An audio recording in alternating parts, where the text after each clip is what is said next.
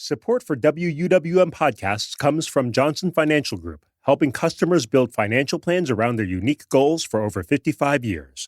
More at johnsonfinancialgroup.com. Johnson Bank and Johnson Wealth, Inc. are Johnson Financial Group companies. From 89.7 WUWM, Milwaukee's NPR, this is Lake Effect. I'm Audrey Nowakowski. Today, we'll explore how school referendums are growing the funding gaps between school districts and what that means for students. Then we'll remember Milwaukee Journal Sentinel columnist Dan Bice, who died last month.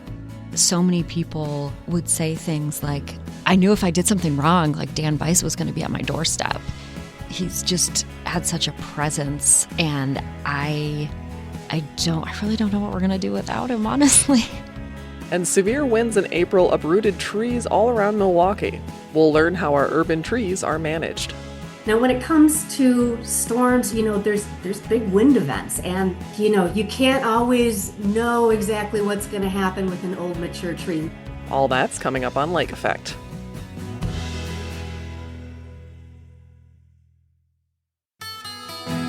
This is Lake Effect from 89.7 WUWM, Milwaukee's NPR. I'm Audrey Nowakowski. Thanks for joining us. We'll start with this. There's a growing divide between the school districts in Wisconsin that can spend more money after their voters approve school referendums and the school districts that can't. This leads to actual disparities in how students across our state are educated, according to a recent report by the Wisconsin Policy Forum. Sarah Shaw is the Deputy Research Director at the Forum. She spoke with WUWM education reporter Catherine Kokel about what we can learn from voters' decisions on school referendums in the recent April election. All right, I wanted to start kind of big picture. There were more than 70 school districts across Wisconsin that asked voters on April 7th to approve school referendums, and our spring referenda had a 61.3% approval rate. You also titled your report, K-12 Referenda Add to School District Revenue Gaps. Can you tell me a little bit about the approval rate, how it compares to our historical figures, and what you mean when you say revenue gaps? Yes, there's a lot of terminology that gets thrown around anytime we're talking about school funding. So these referenda, to start with them, are school districts going to their voters and saying, look, the state tells us that we can only receive this amount of money through our two largest pots of money, which are local property taxes and state general school aids. We would like to ask you to authorize us to bring in more money. And some of that is going to come from you, the taxpayers, and some of it may come from the state. And when that referendum passes, that's voters saying, yes, we agree, raise that revenue limit. And so that 61% passage rate for the 75 school referenda on those April 7th ballots means that well over half of our voters said, yes, raise that revenue limit, we will support you. I say that first because over half is pretty good in a lot of election scenarios. If we were to have 61% of anyone passing in a Supreme Court race, for example, we would call that a very decisive victory. But it is notable in the K-12 school referenda landscape that 61% passage rate is weakened pretty substantially from where it was back in 2018. In 2018, we had 90% of school referenda passing. So what we seem to see in this election year, and our analysis is somewhat preliminary because we haven't had fall elections yet. Things could change by the time we get to the fall. But at least in this first round of referenda for 2026, there does seem to be continued weakened support. We've seen waning approval rates coming down from that 2018 high. And it appears to be aligning with a general increased concern amongst residents about property taxes, where they're choosing to hold down property taxes rather than increase school funding. Excellent. Thank you. I also just kind of want to do a little bit of table setting so that people understand why we're seeing so many of these referenda on ballots. So school revenue limits are set by the state, and they're the amount of dollars per student that a school can spend. Those revenue limits used to keep pace with inflation, but that changed around the Great Recession in 2008 and then 2009, when the legislature and the governor decoupled how much a revenue limit can raise from inflation. And so that is what school districts are saying is making the situation much worse, and why more and more are going to these referenda. I wanted to highlight the different types of referendums that there are, right? There's different uses for this money. And you have found that the uses for the money kind of has a bearing on how often these referenda pass, correct? So looking at those different types of referenda has been really illuminating in what pressures are facing school districts today. I think you named two of the huge ones that we had high inflation, particularly coming out of the pandemic and very uncertain times right now, and this decoupling of the revenue limits from inflation. So costs going up without a guarantee that the revenue coming in is also going up. In addition to those, I would add two others. Number one, the expiration of federal pandemic relief aid. So there was this large influx of dollars from the federal government that has now gone away, and districts are figuring out how to navigate that transition out of those dollars. And then we also have the long-term pressure on school districts of declining student enrollment. So the majority of our school districts in Wisconsin have fewer kids coming in the door now. And while that doesn't affect the per student amount of money that they get, it does affect the total amount that they're getting. And that creates pressures. So there's a whole cauldron of messiness happening here for school districts. And we do see them responding by using referenda. And to your point about the different types of referenda, so the two types you might have is number one, to issue debt that could be used for facilities projects like construction or operations. And then the other is operations. The dollars that a district is using to do things like keep the lights on or pay staff salaries or increase staff salaries if they're trying to stem teacher turnover or other educator workforce issues. And what we found in this April election is a pretty shockingly high percentage of referenda were for operations. It was 63 out of the 75, which is 84%. That we haven't seen a percentage that high in our records. Now, again, this year is not out yet. We'll see whether anything shifts in the August and the November elections. But even just for April, it really stood out to us as districts are going to referendum in large part, not because there's something related to maintenance and facilities that they want to work on, but is related to these operating costs of what does it take to run the school district. Yeah, thank you.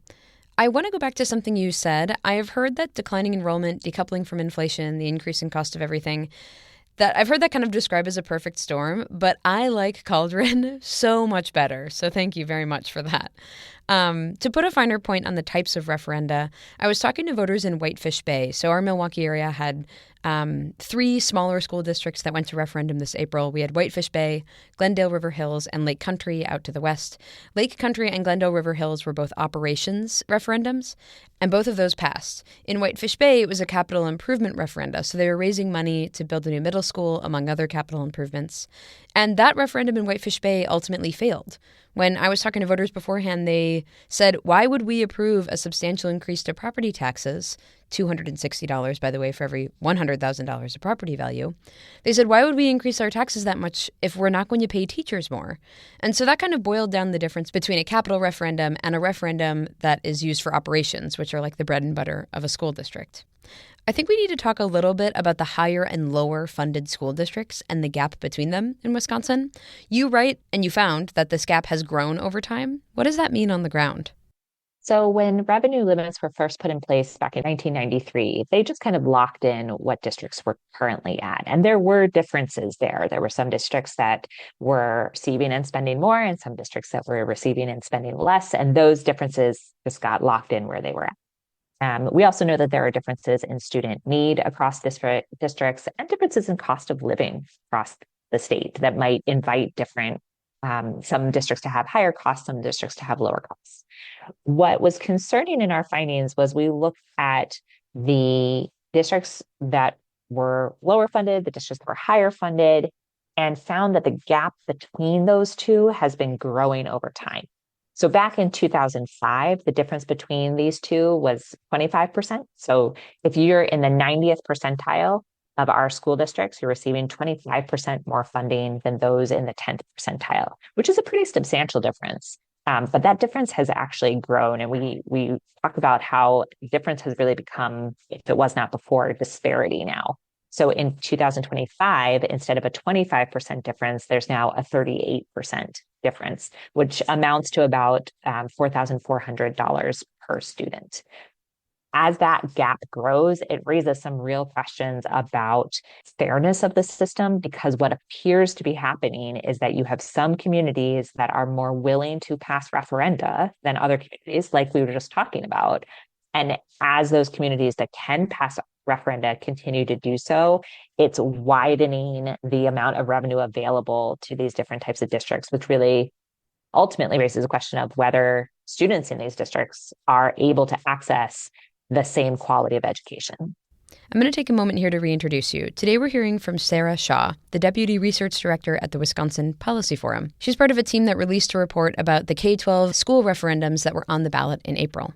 I also wanted to ask about affordability. This has been a huge topic in elections across the country. We're expecting to hear a lot about it during the midterms.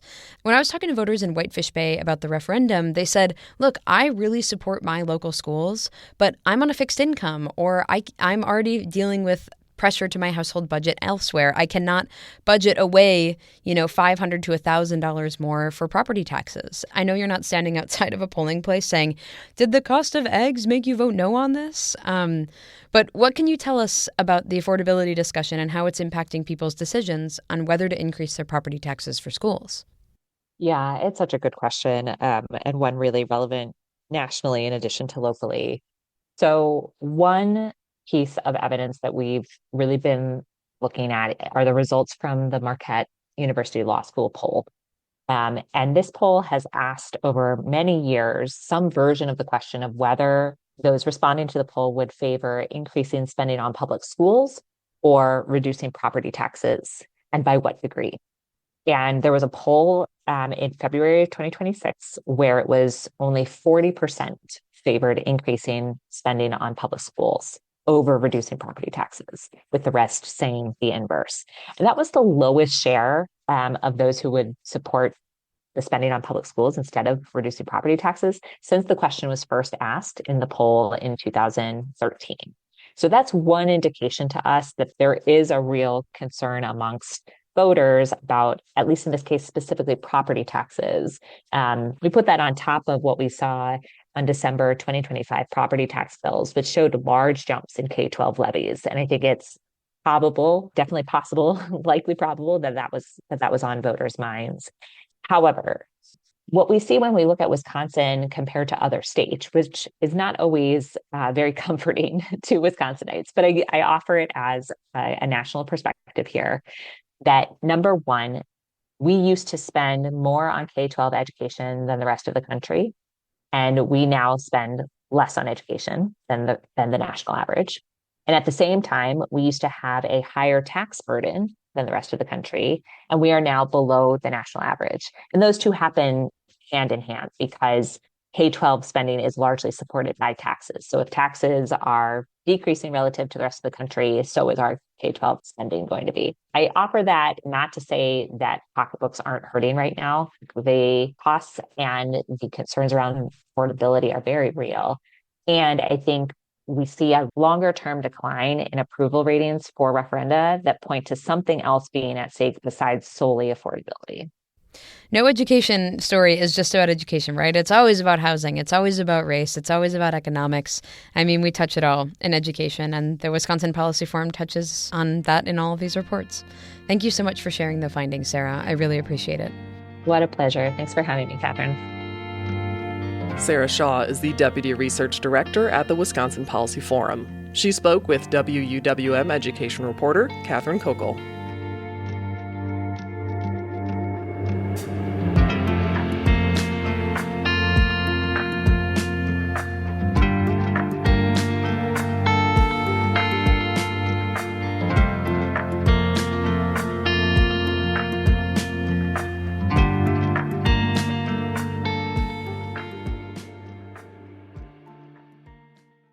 Dan Bice was a longtime political reporter and watchdog columnist for the Milwaukee Journal Sentinel. He had just turned 62 in April when he died from complications from esophageal cancer. Bice's colleagues have described him as both feared and fearless, as well as kind and patient. One of his former colleagues is Journal Sentinel investigative political reporter Mary Spicuzza. She joined WUWM's Eddie Morales to share stories about Bice and to discuss the impact of his work. So first, I just want to ask, how are you doing and how is the newsroom doing? This is just a really devastating loss for us. So I am taking it one day at a time. And I think I was talking to Bill Glauber today that I kind of feel like I lost part of my brain a bit because I'm so used to bouncing ideas off of Dan Bice or getting his thoughts on whether something's a story or whether it's not, or what talking over the lead or what, the heart of the story is. And it's a little incomprehensible to think that I won't be able to do that. So just trying to figure out how to exist as a reporter in the world without Dan Bice. And I think he was such a mentor and kind of guiding light to a lot of people in the newsroom, including more experienced reporters like myself and less experienced reporters. He was so patient and so generous with his time and his knowledge, which was vast, especially when it came to Wisconsin politics and how to do background checks, campaign finance searches, checking criminal case files, PACER. He really did it all and was incredibly talented as a reporter and as a writer. And I think a lot of us are just really going to miss him. It seems like his presence in the newsroom was felt. What role do columnists who do work like him, what role do they play in the community these days? And especially at a time where, newspapers maybe have fewer local staff or aren't investing in people who maybe do that kind of work. He was such a unique creature, a unique columnist. I really think of him as truly the most feared or one of the most feared men in Wisconsin politics, where I can't count the number of elected officials or candidates who would tell me that they feared seeing Dan Bice can't come up on their phone. Like if they saw that Dan Bice was calling them or an email from Dan Bice, it was this oh God, what's coming? And I think that he was just such a watchdog for the community, dating back to his times with working with Carrie Spivak, which was kind of before my era at the paper, but they were known as the Spice Boys, and there are just these legendary stories about the two of them showing up at people's doorsteps to do a confrontational interview with them, or catching the former mayor in an elevator to ask him questions about some allegations against him.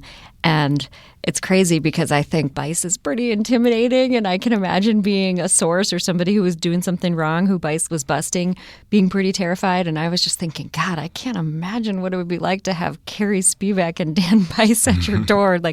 I don't think I'd want to be in that position, especially if I had done something wrong. But he was such a central figure in Wisconsin politics. I felt like every source I talked to had this kind of fear/respect for Bice, and he just feels very irreplaceable to me. What did you take from his presence in the newsroom? What did you learn from him? I mean, everything. I first knew Dan Bice when I was, quote, a competitor, although I never felt like I could compete with him. But I was at the Wisconsin State Journal covering the Capitol, and he was just breaking story after story on this John Doe investigation into some of former Governor Walker's associates. And I just was like, I can't keep up with this guy. He seems to have the entire city of Milwaukee in his phone. And I was racing to a news conference because I was running late, and I knew Governor Walker was going to be there. And I was trying to drive in from Madison, and I kind of raced into the parking lot, and I hit the brakes just as somebody looked up, and I thought, oh my God, I almost ran over Dan Bice.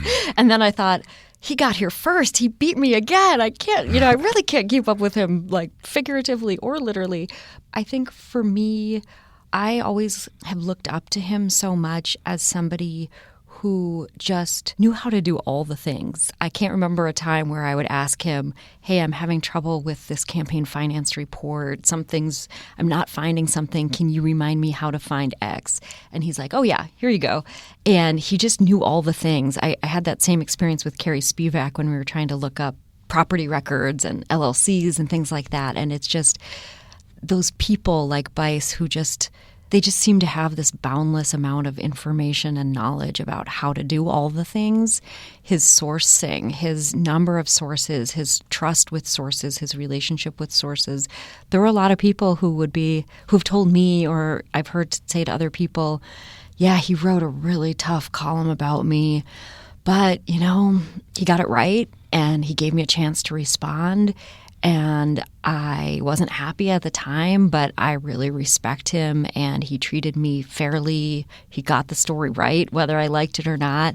And they would often say, and then I tipped him off to something else. And I think it was that just deep respect that people had for him. I mean, he was really one of the best to ever do it, and doing it for decades, and he was not slowing down. One of his last big scoops before he was diagnosed with cancer was that this former gubernatorial candidate, Bill Berrien, was following Jiz Lee online while he was campaigning as a family values, anti-transgender Republican, I would say.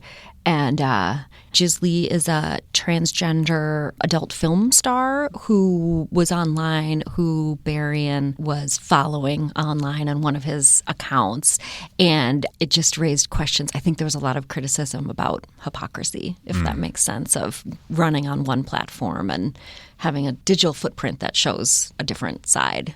He ended his campaign after Bice's reporting, and I remember, I think Bice was getting some very nice emails from Jiz Lee thanking him for his coverage, and his wife, Bice's wife, told me that she can't count the number of times she heard the name Jiz Lee in recent months because he would just talk about it so much. He loved talking about stories and talking about politics, and he always had the good dirt on people. And so even if it was something he hadn't reported, but something he knew, he would be like, oh, yeah, well, this person, I didn't get to report this, or I haven't reported X, Y, and Z yet. And I wish I'd recorded some of his stories because he always had the best ones. Yeah, so how important is that to hold lawmakers' feet to the fire and report on things that otherwise might go either undetected or underreported? And also, what does it take to develop that knowledge and that contact base? I think Dan Bice, part of why he was so irreplaceable was his sheer talent for, he could do it all. He was just an amazingly thorough, diligent, honest reporter. He was a very talented writer. He was really pretty relentless and relentlessly persistent, I would say, where if he was onto a good story, there was no way he was going to drop it. And he would drive across the state to try to catch somebody to interview them, not like jump out of the bushes, catch them. But, if they were up north for an event, he was driving up there if there was something important that he wanted to ask him, and did not hesitate and didn't complain. He was like, I'm going. He loved it. I think so many people would say things like, I knew if I did something wrong, like Dan Bice was going to be at my doorstep. And I think that there was just he's just had such a presence. And I really don't know what we're going to do without him, honestly. Yeah, like what impact has his work had, and how does that impact help to keep that work going now? Yeah, I think he has had quite a legacy, and I know that legacy will live on. I think once you've built up that body of work, it never goes away. Just the amount of stories that he's broken over his career is phenomenal. A number of campaigns or careers he's probably ended or altered is also, I don't think I could count. I think any of us would dream of the kind of career that he's had and the respect that he's built. And I think he's also trained not just one generation, but multiple generations of journalists. And we've heard from former interns who, whether he mentored them or they just kind of soaked up knowledge, being in his orbit in the newsroom and hearing him do some of these interviews. And he was very unflappable, so somebody would be just chewing him out and he would just be kind of calmly listening, or sometimes maybe asking them snarky questions. Sometimes he'd get pretty vicious hate mail or emails, and he would at times send a calm response pointing out maybe typos in their email or something like that. I'm sure he was a pain in the butt to some sources. And some sources, I got a call from a longtime City Hall source who said, they couldn't believe the news about Bice. And they said he was a good man. A pain in the blank, but a good man. And I was like, that's also true. So I think just that kind of legacy, I think, will live on for a very long time in Wisconsin. That was Milwaukee Journal Sentinel reporter Mary Spicuzza speaking with WUWM's Eddie Morales about longtime political watchdog columnist Dan Bice. Bice died last month due to complications from cancer.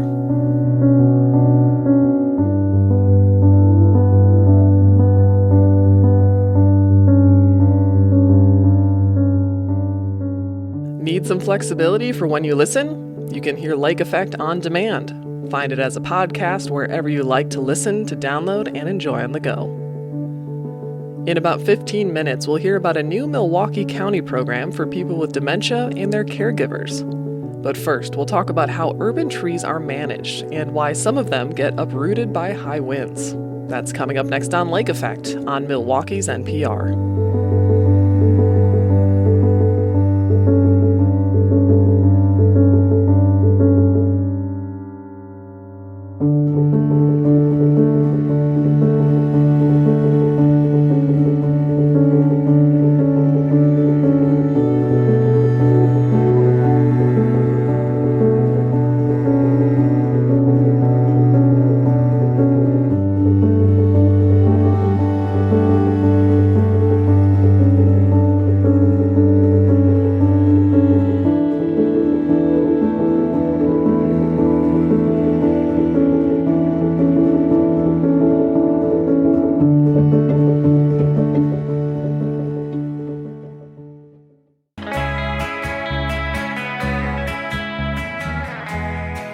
You're listening to Lake Effect on WUWM. I'm Audrey Nowakowski.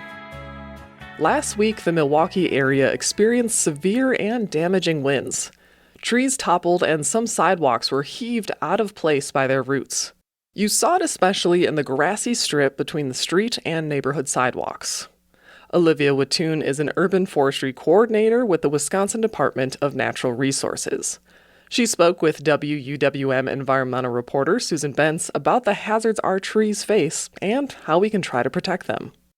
So generally the terrace area, so the area between the sidewalk and the road, that strip of grass there, typically the municipalities take care of the trees that are there. So they oftentimes, and specifically in Milwaukee as well, and those terraces have a lot going on them. Overhead, we can visually see all those utility lines. So our electrical lines, phones, everything's running up there. Underneath the ground, there's also a ton of utilities. So we've got our water mains under there, other buried services, storm sewers.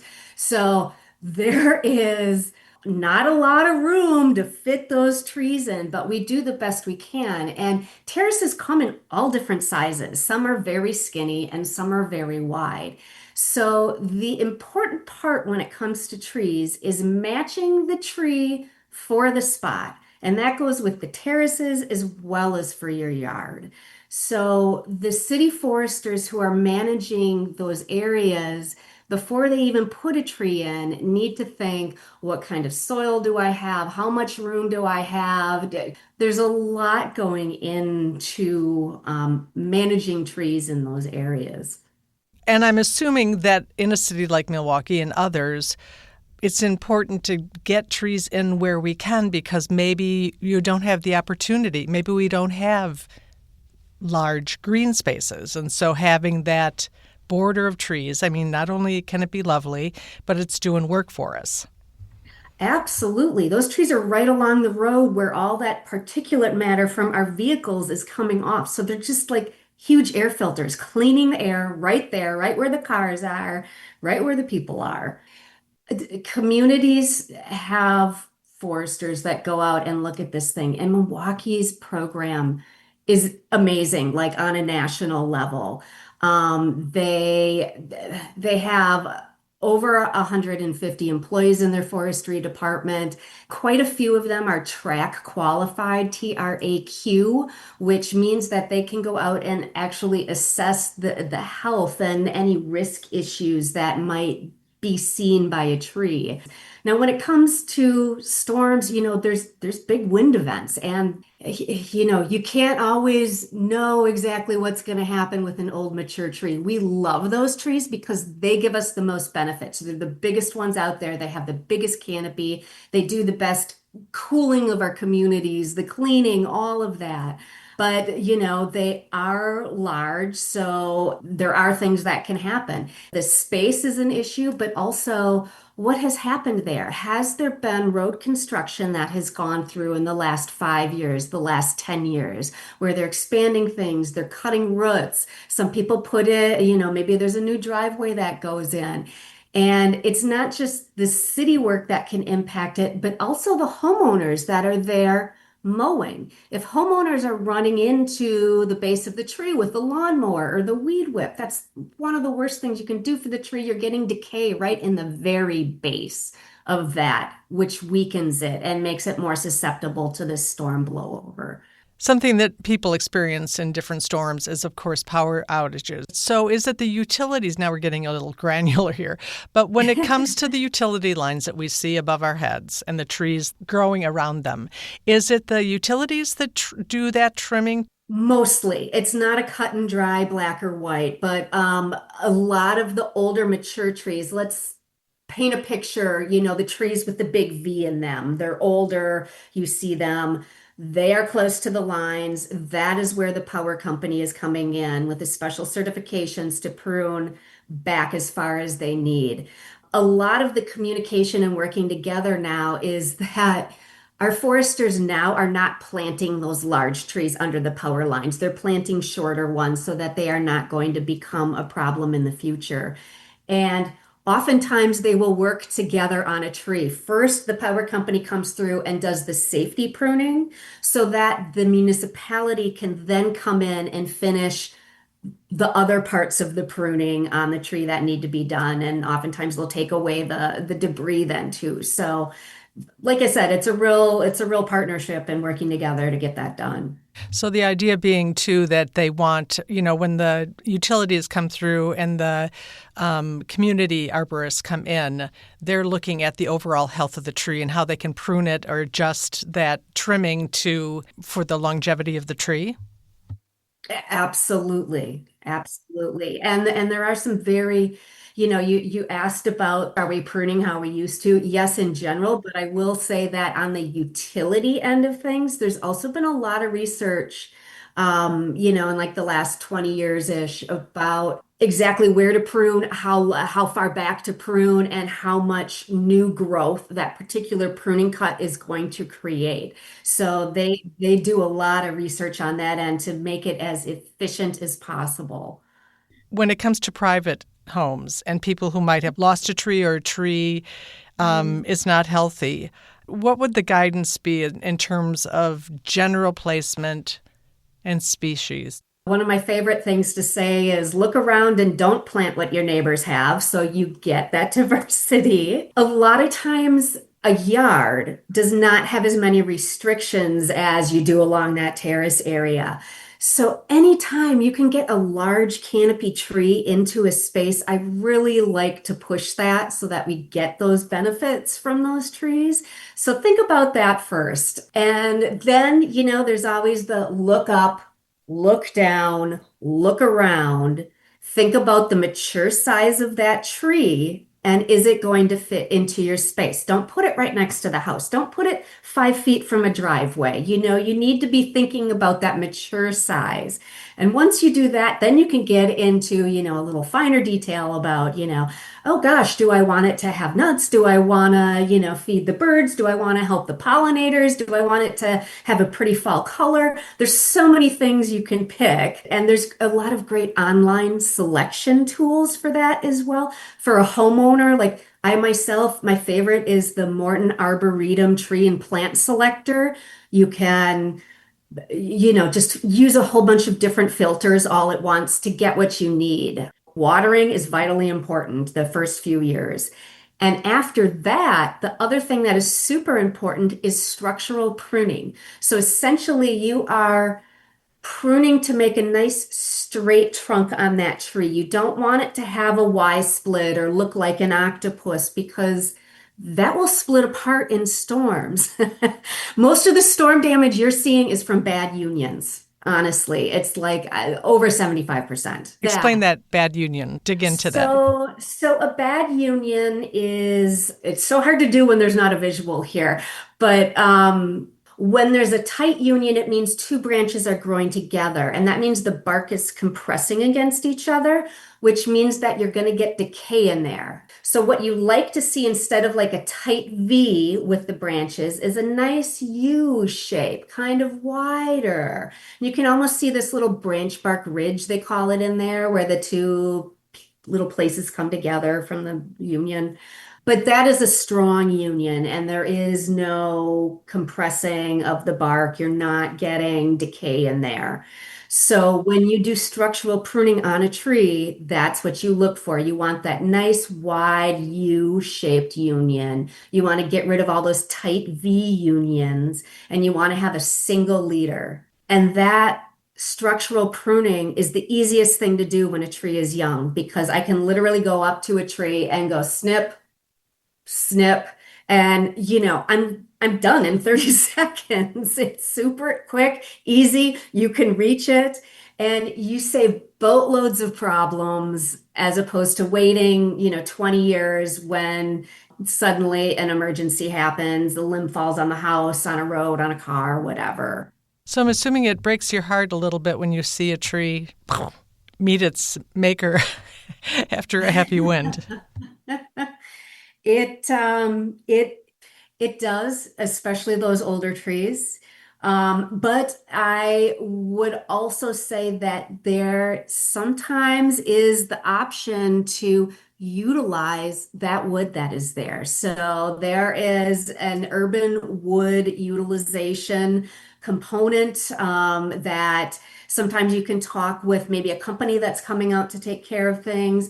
The city of Milwaukee sends a lot of their wood up to a producer fabricator who takes that wood and then will sell it, and then they utilize urban wood for different things. It's a little bit different because you don't get your standard, 2x4s out of it, but it's very unique and it comes with the story. And I think that's a fabulous thing.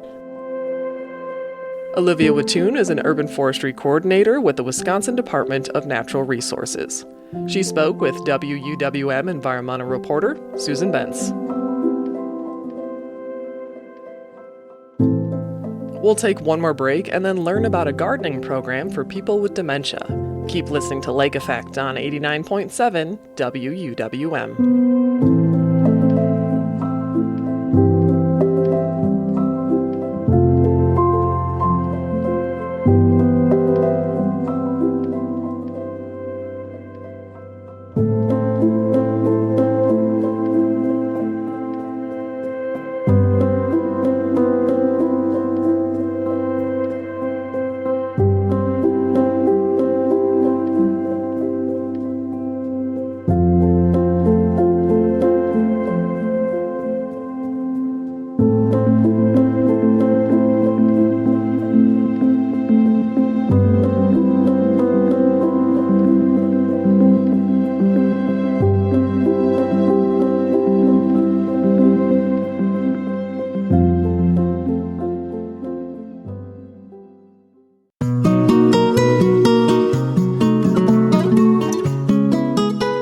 This is Lake Effect on Milwaukee's NPR. I'm Audrey Nowakowski.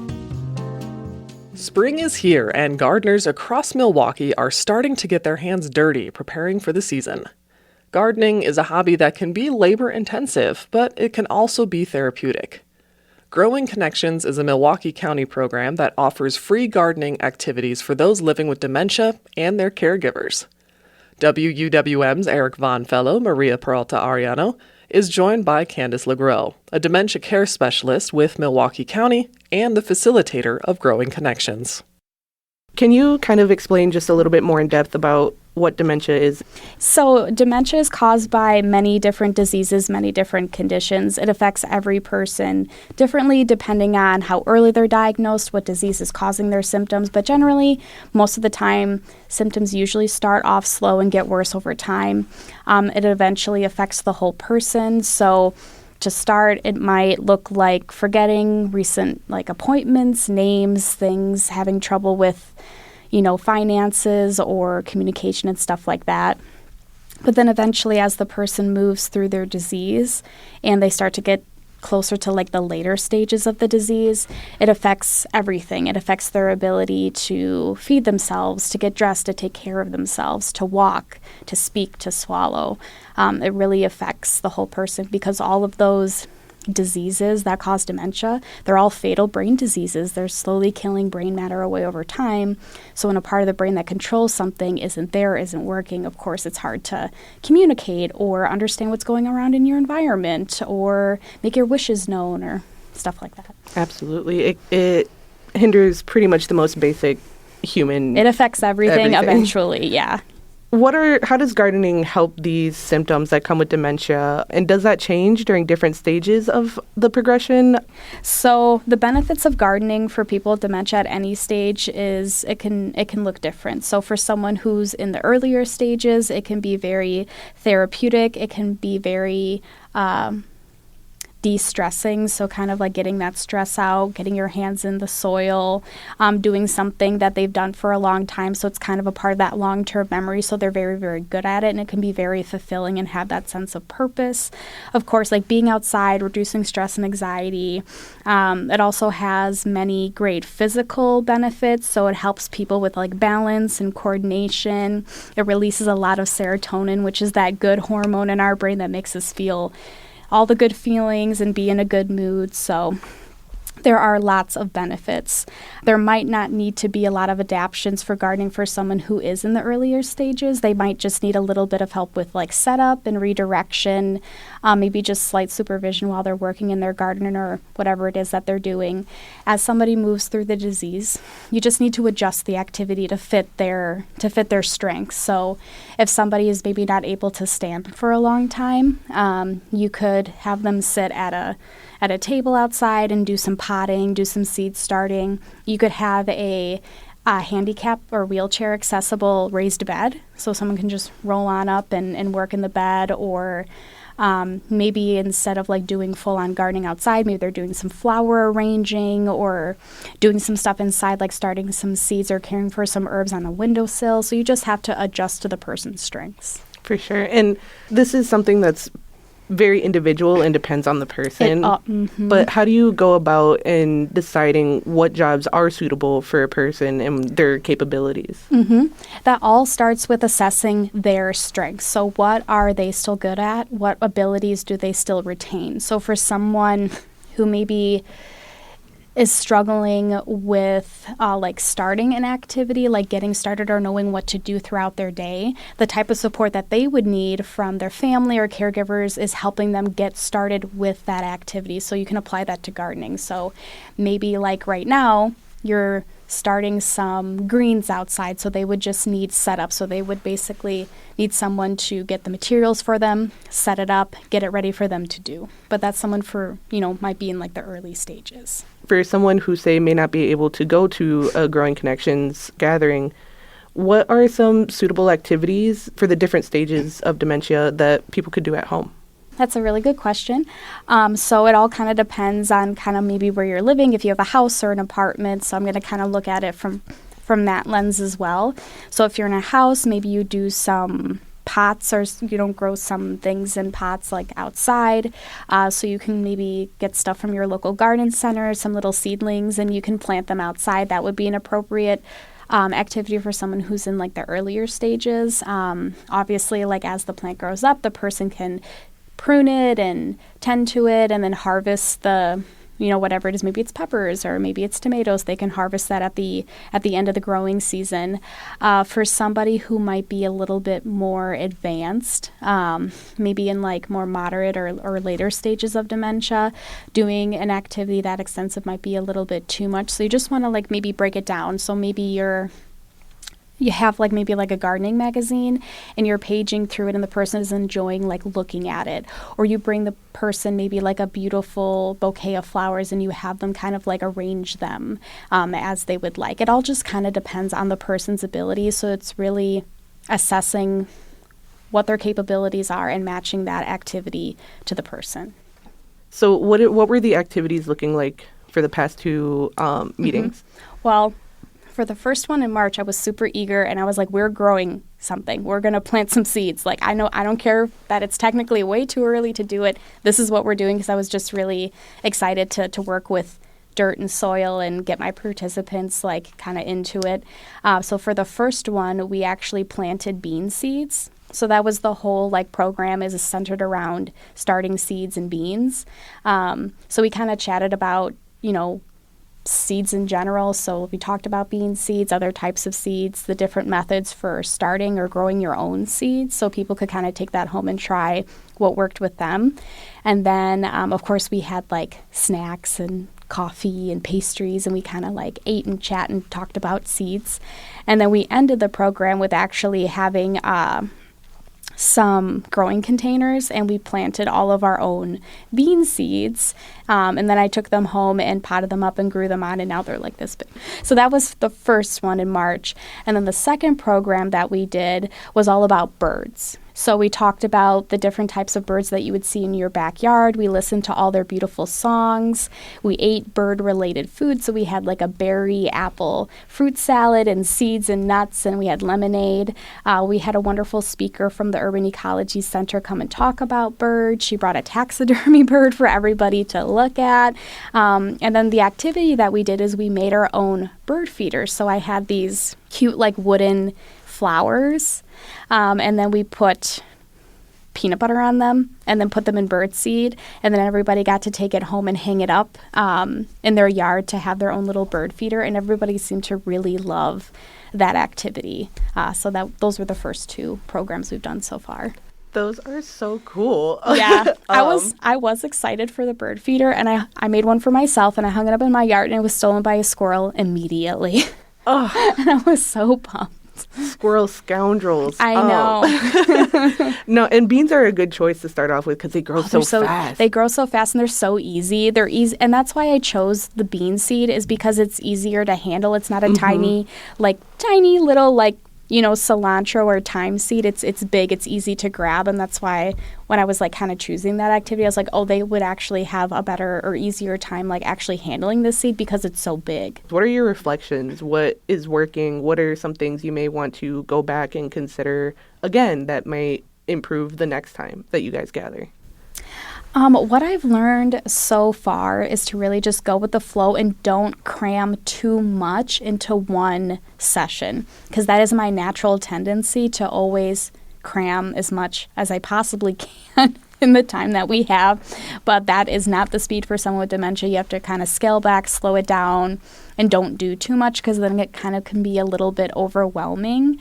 So that is what I've learned so far, but I've also learned that I'm on the right track because a lot of my participants really enjoy it and they keep coming back. So I had 15 for my first session, and then I had the same 15 people for my second one, and then I've had a couple more families sign up to come to the next one in May. So what are some things that have surprised you about the families that are coming and participating? Well, I was just surprised that anybody came because I was like, oh my God, nobody's going to come. So I was actually super pleasantly surprised that they're enjoying it so much and that they signed up and that they're coming.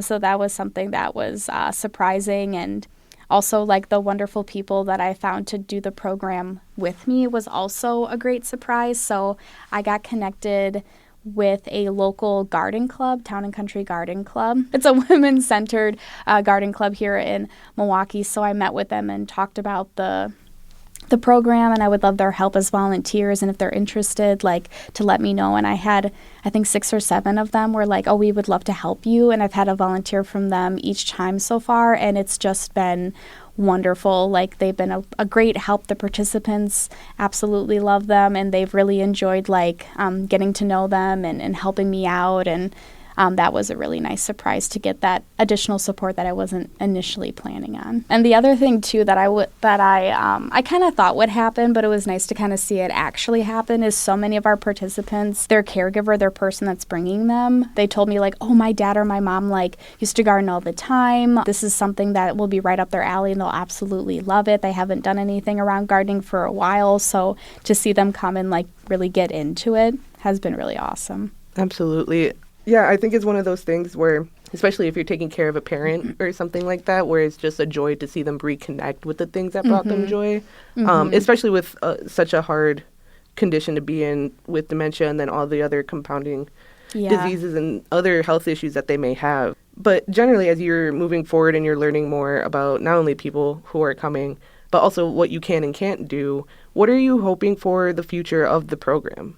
Well, what I'm hoping for the future, so I was planning on a 12-month program, so the last one technically would be February of 2027, but what I'm hoping for is maybe to continue it or adapt it in a new way to kind of keep some type of gardening program going, even if it's not exactly Growing Connections, but an adaptation of something else. I would like to see it continue, or I would like to see other people in Milwaukee want to run Growing Connections programs too, so it's not just me. There's other ones that, that might be available. I would love to see more programs pop up. That was WUWM's Maria Peralta Ariano speaking with Milwaukee County's Candace LeGros about the Growing Connections program. The next event is on May 6th at the Washington Park Urban Ecology Center.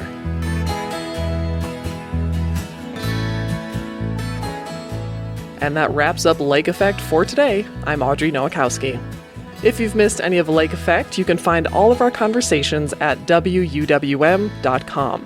If you'd like to take the show on the go, just download the Lake Effect podcast wherever you get your podcasts. Tomorrow on Lake Effect, our economic check-in series talks with a local farmer about how his business is faring in this economy. Thank you so much for joining us today, right here on listener-supported 89.7 WUWM, Milwaukee's NPR. And may the 4th be with you.